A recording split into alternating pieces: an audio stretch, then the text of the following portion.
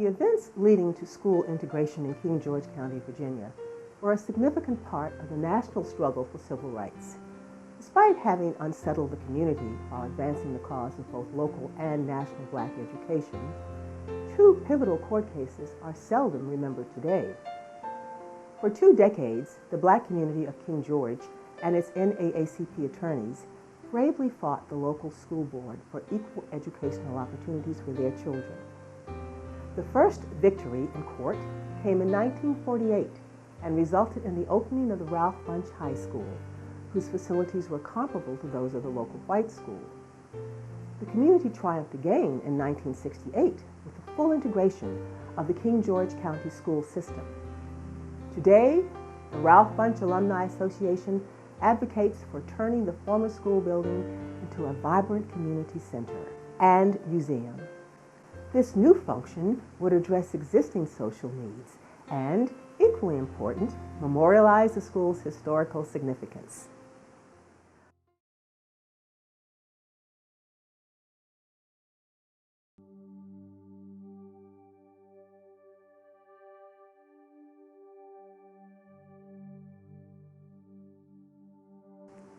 In 1892, Homer Plessy, a black man, refused to move from a whites-only train car of the East Louisiana Railroad. After Plessy's arrest for civil disobedience, his lawyer argued that the racial segregation of cars violated the 13th and 14th Amendments. With only one dissenting vote, on May 18, 1896, in the landmark case Plessy versus Ferguson, the United States Supreme Court ruled that separate but equal facilities did not breach the Constitution as long as they were equal. This decision enabled the passage of extensive discriminatory laws that relegated blacks to second-class citizenship. Named after a black character in minstrel shows, Jim Crow laws mandated the establishment of separate accommodations for blacks, usually of inferior quality to those for whites. The racial order became manifest in the white-only and colored signs in buses, trains, restaurants, restrooms, theaters, and most public spaces across the South. Newspapers reported on Jim Crow laws at national, state, and city levels, each having their specific and sometimes overlapping priorities. National attention focused mainly on interstate transportation.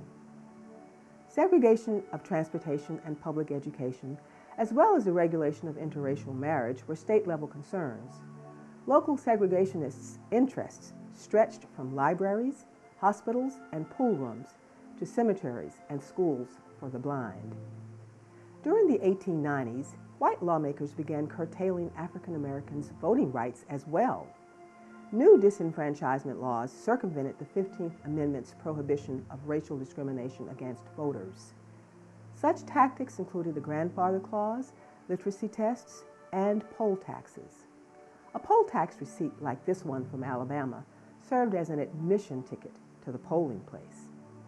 A product of the late Jim Crow era, the Negro Motorist's Green Book promised black travelers an embarrassment-free experience.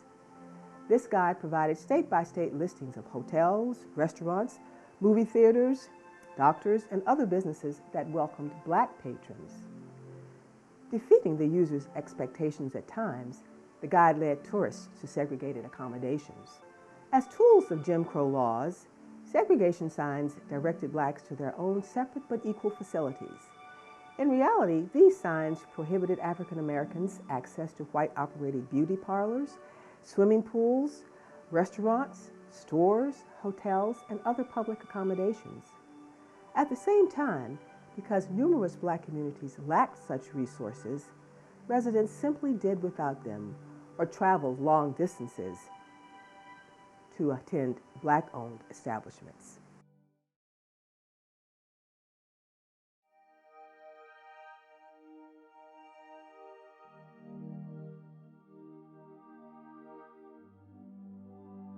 Founded in 1909 to fight against the segregation and discrimination of black people, the National Association for the Advancement of Colored People, the NAACP, led the legal attack against separate but equal facilities.